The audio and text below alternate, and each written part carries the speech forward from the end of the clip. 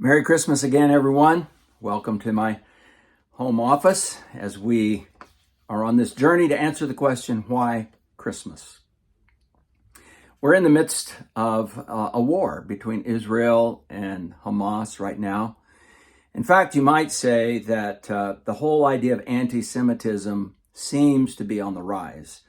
But really, it wasn't invented in World War II. It wasn't invented recently. It's actually part of the Christmas story that we are learning about. And Israel never seemed to be the favorite of anybody. And they've had enemies all through the years of their existence. They weren't the favorite. So who's the favorite in your family? You or one of your siblings? Joseph, in the story of the Bible, back in Genesis, is the favorite son of Jacob. Remember, his name was changed to Israel, which means struggles with God. Jacob had 12 sons, but his favorite was Joseph. So here we go again with that favorite son thing. When my son, second son Joel, was a teenager, he would sometimes complain about being treated worse than his older brother, Nathan, or his younger sister at the time, Bethany. And I would always smile and look at him and I would say, well, it's because they're my favorites. I think he knew I was kidding. I hope so anyway.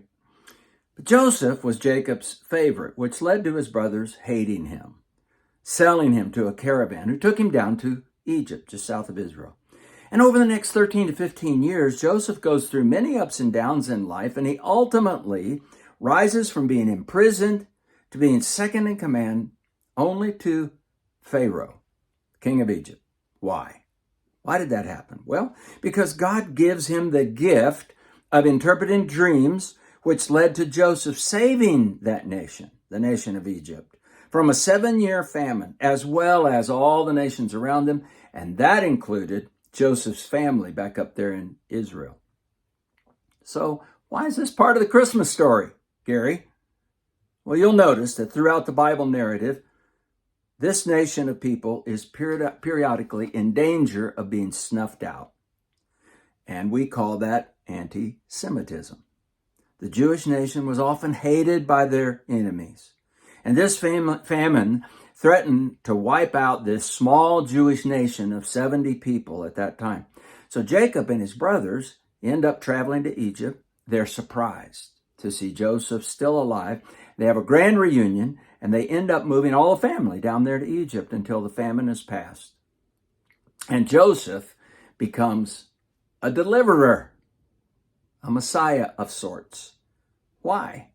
Well, he saved that family of Israel from annihilation by starvation so that 1,800 years later, the Messiah, Jesus, could be born on Christmas Day.